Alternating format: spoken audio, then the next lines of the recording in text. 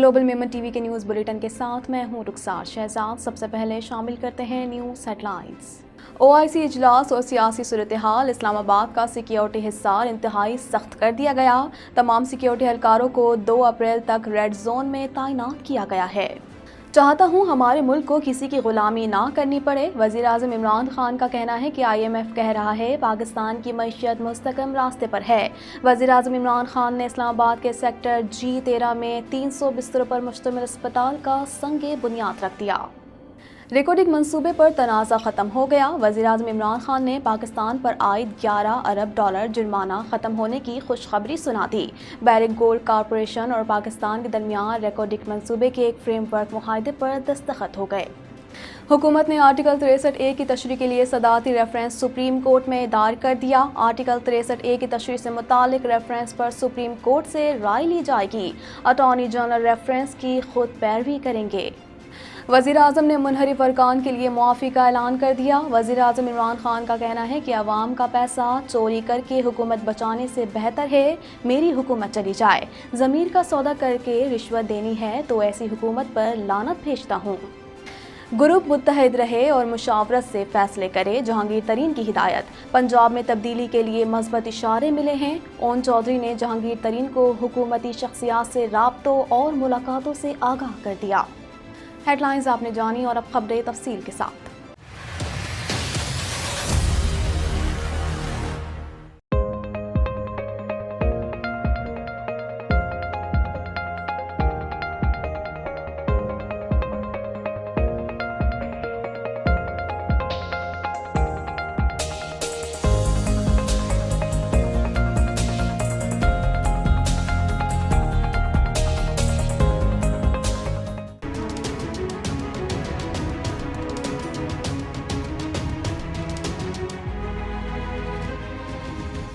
इस्लामाबाद में OIC इजलास, तहरीके अदम एतमाद, हुकूमत और अपोजिशन के जलसे के पेश नज़र सिक्योरिटी सख्त कर दी गई। मज़ीद जानते हैं इस रिपोर्ट में। OIC इजलास और सियासी सूरत हाल के पेश नज़र इस्लामाबाद का सिक्योरिटी हिसार इंतहाई सख्त कर दिया गया।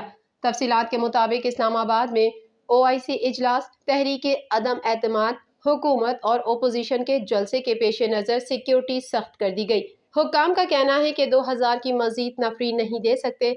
वजारत दाखिला मौजरत कर ले क्योंकि खैबर पख्तूनख्वा में 30 मार्च को बल्दियाती इंतखाबात भी हैं। अगर इजाफी अहलकार इस तारीख से कबल वापस हो सकते तो फिर देखा जा सकता है। हुक्काम ने बताया कि तमाम सिक्योरिटी अहलकारों को 2 अप्रैल तक रेड जोन में तैनात किया गया है।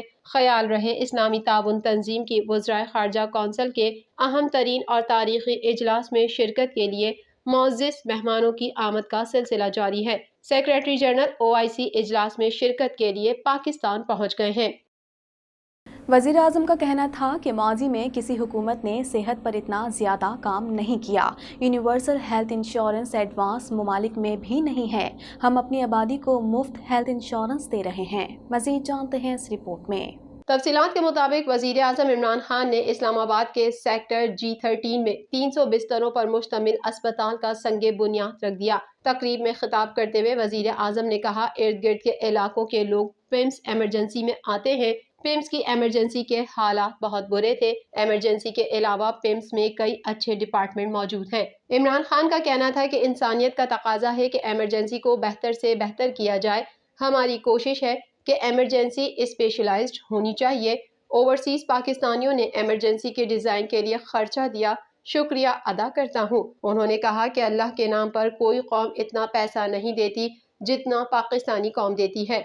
और मैं ख़ास तौर पे अपने ओवरसीज़ पाकिस्तानीज़ का शुक्रिया अदा करना चाहता हूँ क्योंकि उन्होंने स्पॉन्सर किया। जितना भी खर्चा था ये इमरजेंसी के डिज़ाइन पे हमारे ओवरसीज़ पाकिस्तानीज़ ने वो खर्चा दिया। ये चीज़ साबित भी करती है कि यहाँ कितनी हमारी कौम कितने खुले दिल की है, जेनरस लोग हैं।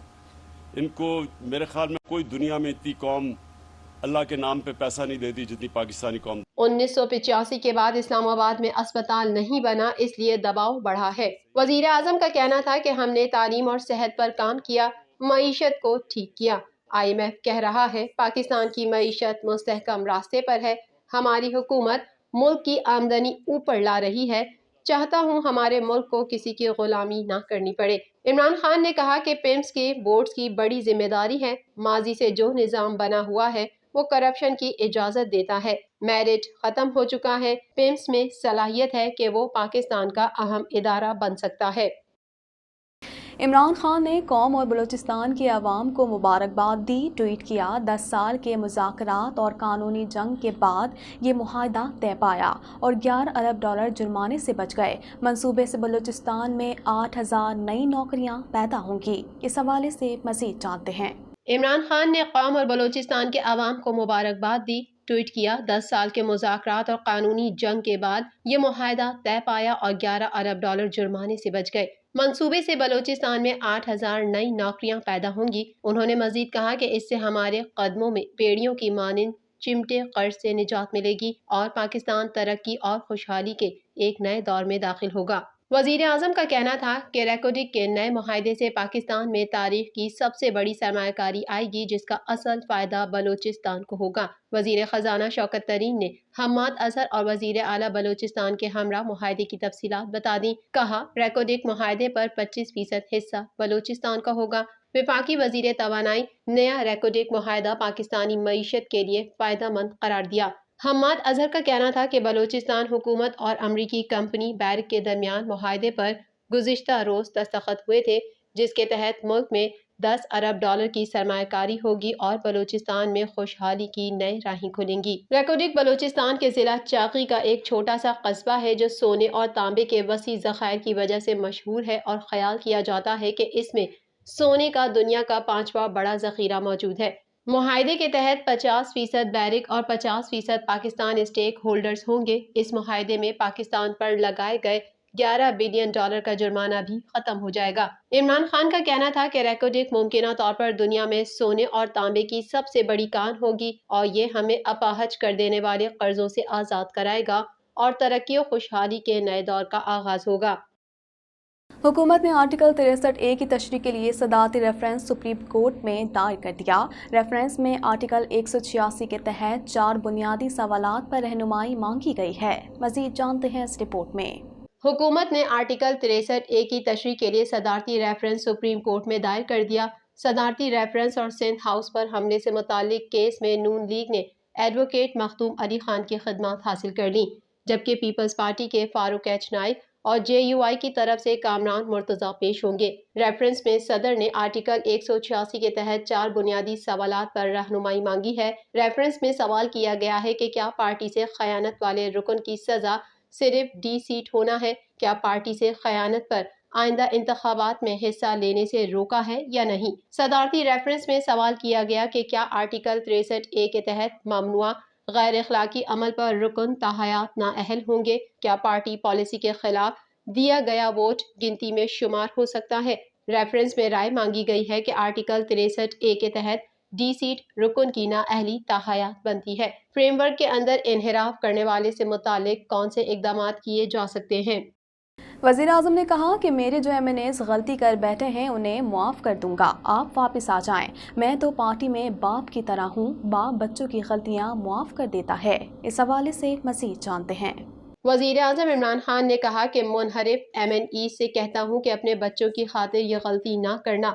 ضمیر فروشوں کا شادیوں میں جانا مشکل ہو جائے گا، کوئی آپ کے بچوں سے شادیاں نہیں کرے گا۔ وزیر اعظم نے جلسہ عام سے خطاب کرتے ہوئے کہا، سب سے پہلے میں اللہ کو جواب دہ ہوں، مجھے اپنی آخرت کی فکر ہے۔ عوام کا پیسہ چوری کر کے حکومت بچانے سے بہتر ہے میری حکومت چلی جائے۔ ضمیر کا سودا کر کے رشوت دینی ہے تو ایسی حکومت پر لعنت بھیجتا ہوں۔ وزیر اعظم نے کہا کہ ایک طرف پاکستان کے بڑے بڑے ڈاکو اکٹھے ہو گئے ہیں، دوسری طرف وہ لوگ ہیں جنہوں نے 25 سال ڈاکوؤں کے خلاف جدوجہد کی۔ یاد رکھیں کہ ضمیر فروش اور لوٹے میں فرق ہوتا ہے۔ لوٹا اقتدار کی طرف جاتا ہے اور ضمیر فروش اپنا اور ملک کا سودا کرتا ہے۔ اس وقت یہ لوٹے نہیں ہو رہے ہیں، یہ اپنے ضمیر کا سودا کر رہے ہیں۔ وزیر اعظم کا کہنا تھا کہ ڈاکوؤں نے چوری کے پیسے سے ہمارے ارکان قومی اسمبلی کی قیمت لگائی ہے۔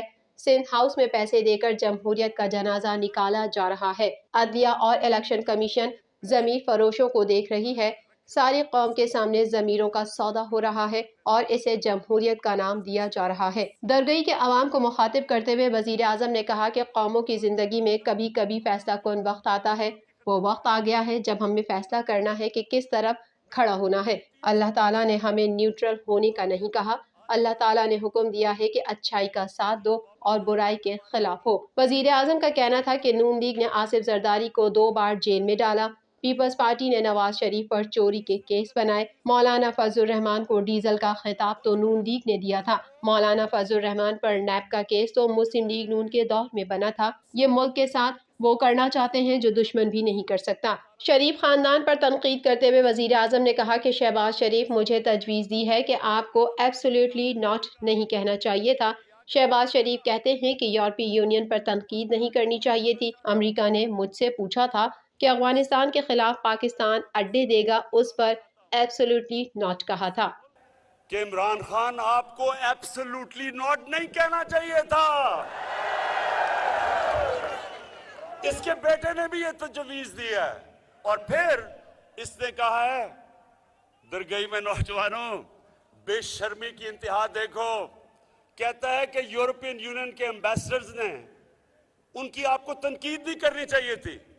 جہانگیر ترین سے اون چودھری کا ٹیلی فونک رابطہ ہوا، جس میں اون چودھری نے جہانگیر ترین سے ان کی خیریت دریافت کی۔ پرویز خٹک کے رابطے اور ملاقات کے حوالے سے بھی آگاہ کیا۔ مزید تفصیلات اس رپورٹ میں۔ تفصیلات کے مطابق پی ٹی آئی کے ناراض رہنما جہانگیر ترین سے اون چودھری کا ٹیلی فونک رابطہ ہوا، جس میں اون چودھری نے جہانگیر ترین سے ان کی خیریت دریافت کی۔ اون چودھری کا کہنا تھا کہ جہانگیر ترین ڈاکٹرز کے مشورے پر 1 ہفتے میں واپس آ سکتے ہیں۔ یاد رہے وفاقی وزیر دفاع پرویز خٹک نے جہانگیر ترین گروپ کے اہم رہنما اون چودھری سے رابطہ کیا تھا۔ ٹیلی فونک رابطے میں پرویز خٹک نے ارکان کی ناراضگی کے معاملات پر بات چیت کی۔ جہانگیر ترین گروپ کے رہنما اون چودھری نے حکومت سے رابطے کی تصدیق کرتے ہوئے بتایا کہ رات گئے پرویز خٹک سے رابطہ ہوا، جس میں پرویز خٹک نے ترین گروپ سے فوری طور پر انتہائی قدم نہ اٹھانے کی درخواست کی۔ ذرائع کا کہنا تھا کہ پرویز خٹک نے اون چودھری سے کہا کہ اہم فیصلے روک لیں، جلد اہم پیش رفت سے آگاہ کریں گے۔ اون چودھری نے جہانگیر ترین کو بتایا کہ وفاقی وزیر پرویز خٹک نے ملاقات کی اور کہا ہے کہ ابھی ترین گروپ اپنے فیصلے روک لے۔ اس ملاقات میں پنجاب میں تبدیلی کے لیے مثبت اشارے ملے ہیں، جبکہ پنجاب کی اہم شخصیات نے بھی ترین گروپ کے رہنماؤں سے ملاقات کی ہے۔ گلوبل میمن ٹی وی کے نیوز بلیٹن سے فی الوقت اتنا ہی۔ مزید خبروں اور اپڈیٹس کے لیے دیکھتے رہیے گلوبل میمن ٹی وی۔